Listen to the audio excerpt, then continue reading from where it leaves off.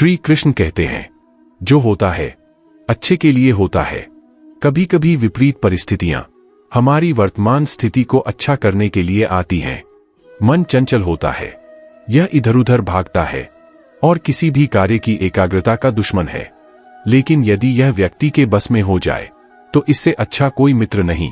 इसीलिए मन को एकाग्र करना जरूरी है और मन को एकाग्र करने के लिए बस थोड़े से प्रयास और अभ्यास की जरूरत होती है।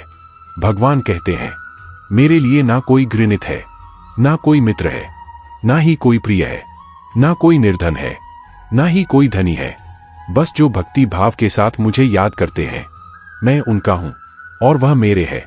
श्री कृष्ण कहते हैं कि वह किसी के भाग्य के निर्माता नहीं है।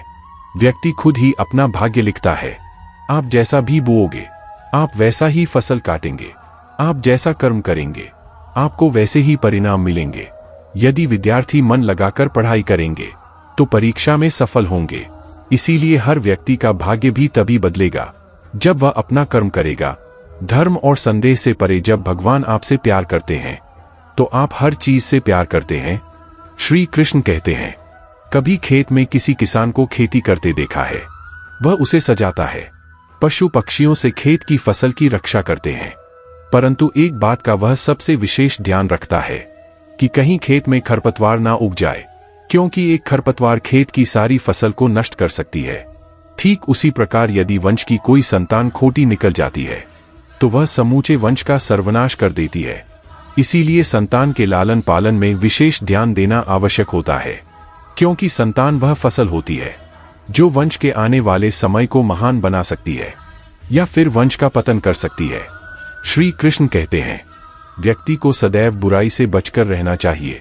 अगर कोई बुरा कर्म करता है तो वह कर्म आपको अपने जीवन में ही भोगना पड़ता है। जिस प्रकार बछड़ा झुंड में भी अपनी मां को ढूंढ लेता है, वैसे ही कर्म का फल आपको हजारों की भीड़ में भी ढूंढ लेगा। ईश्वर कण कण में निवास करते हैं।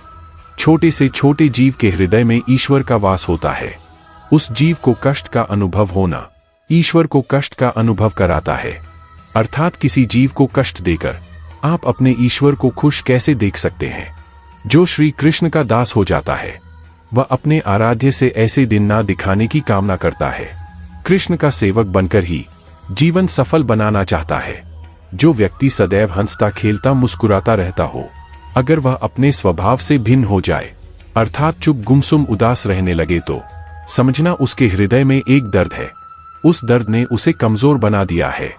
जिस व्यक्ति के पास संपूर्ण धन दौलत ऐश्वर्य वैभव सब है मगर संतुष्टि नहीं है, उस दौलत का कोई अर्थ नहीं है, क्योंकि वह व्यक्ति सदैव असंतुष्टि की स्थिति में रहता है।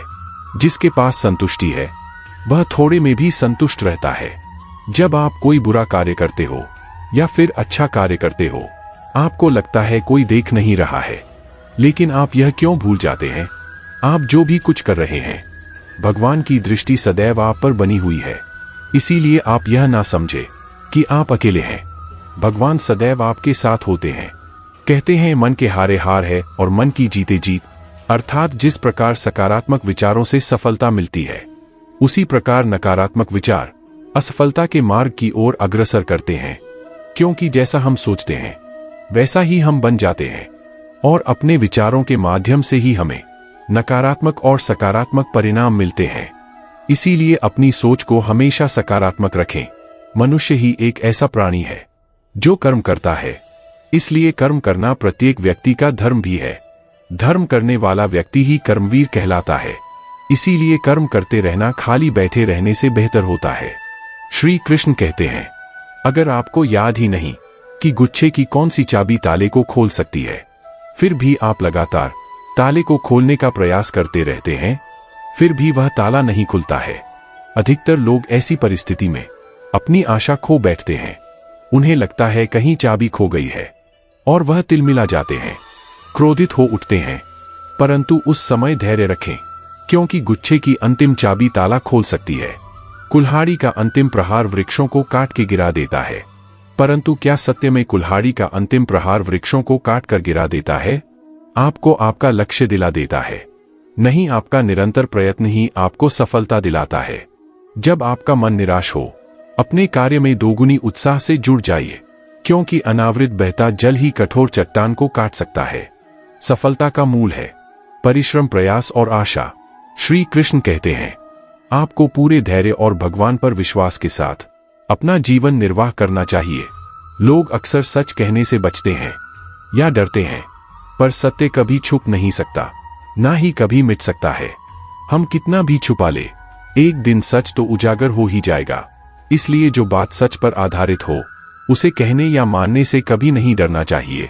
लोग अपने शरीर को सुंदर बनाने में लगे रहते हैं, पर आत्मा की सुंदरता शरीर की सुंदरता से कहीं ज्यादा महत्वपूर्ण है। शरीर तो नश्वर है, मिट्टी से बना है और मिट्टी में ही मिल जाता है, पर आत्मा अमर है। इसलिए आत्मा की सुंदरता पर ध्यान दो। आत्मा की सुंदरता स्वयं को भगवान में लीन करने में मिलती है। जो अज्ञानी व्यक्ति होता है, वह यह गलत फहमी पाल लेता है कि मैं करता हूं, सभी कार्य मेरे द्वारा किए जा रहे हैं। ऐसे में उसमें अहंकार घर कर लेता है। परंतु इस सृष्टि में जो भी हो रहा है, सब कुछ भगवान के इच्छा से हो रहा है।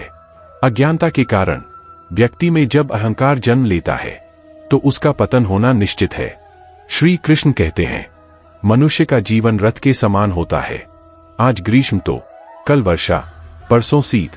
तनिक संकट आया तो हम संयम खो बैठते हैं, तो तनिक सा रथ बदलते ही हम अधीर हो जाते हैं। अपने आक्रोश, अपने क्रोध में हम उनसे ही संबंध बिगाड़ लेते हैं जो हमारे अपने होते हैं। हमें लगता है कि हमारे अपने हैं, फिर से मना लेंगे, परंतु स्मरण रखिए, सदा ऐसा करना संभव नहीं होता। सागर की उछलती लहरों को तट सहता है, और यदि तट ही टूट जाए तो बाढ़ आ जाती है। हमारे संबंध दूध के भांति होता है। दूध तपकर उबल सकता है, परंतु यदि उसमें खटास आ जाए तो फट भी जाते हैं। इसलिए अपने संबंधों को संभालकर निभाना चाहिए। श्री कृष्ण कहते हैं, जो व्यक्ति अपने अहंकार से भारी हो जाता है, जिसमें अभिमान भर जाता है, वह उस पत्थर की भांति हो जाता है जो भारी होने के बावजूद भी नदी की धारा में डूबकर अपना अस्तित्व खो देता है। अगर किसी भी लक्ष्य, खुशियां, सफलता की प्राप्ति में लंबा समय लग रहा है, प्रतीक्षा की अवधि अधिक है, तो हो सकता है आपकी अपेक्षा से ज्यादा आपको मिलने वाला है। अपने कर्म पर अडिग रहिए और विश्वास रखिए उस ईश्वर पर जो आपके कर्म की परीक्षा ले रहा है। जो लोग जीवन को भूत और अतीत के भरोसे छोड़ देते हैं, उन्हें श्री कृष्ण सावधान करते हैं।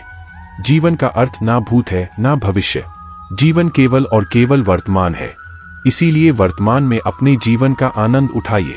श्री कृष्ण कहते हैं, संगति या साथ, मित्र या साथी मनुष्य के व्यक्तित्व के लिए सबसे महत्वपूर्ण होती है। आप कहेंगे कैसे? मनुष्य अपने व्यक्तित्व के लिए उत्तरदायी होता है, परंतु मनुष्य संगति में ना चाहते हुए भी उसका व्यक्तित्व संगत की भांति हो जाता है। मान लीजिए एक पात्र में जल और दूसरे में दूध है और तीसरे में मलिन कीचड़ रखा हुआ है। यदि इस जल को दूध में मिला दें तो यह जल दूध बन जाता है, और यदि इसी जल को हम मलिन कीचड़ में मिला दें तो यह कीचड़ बन जाएगा। ऐसी कोई युक्ति नहीं कि जल बिना घुले मिले दूध या कीचड़ में अपना अस्तित्व बनाए रखें या उनसे अलग रहे। और ठीक ऐसा ही मनुष्य के जीवन में भी होता है। यदि एक गुणहीन व्यक्ति गुणवान की संगत में बैठे तो उसे लोग क्या समझेंगे? गुणवान सम्मान का पात्र समझा जाएगा, और यदि एक गुणवान व्यक्ति बुरे लोगों के संगत में जा बैठे तो उसे भी तिरस्कार मिलता है। इसलिए अपने जीवन में सदैव संगति सोच समझकर सावधानी से चुनना चाहिए। दोस्तों, इस वीडियो में बस इतना ही। मिलते हैं अगले वीडियो में। अपना ख्याल रखिएगा। जय श्री कृष्णा। राधे राधे।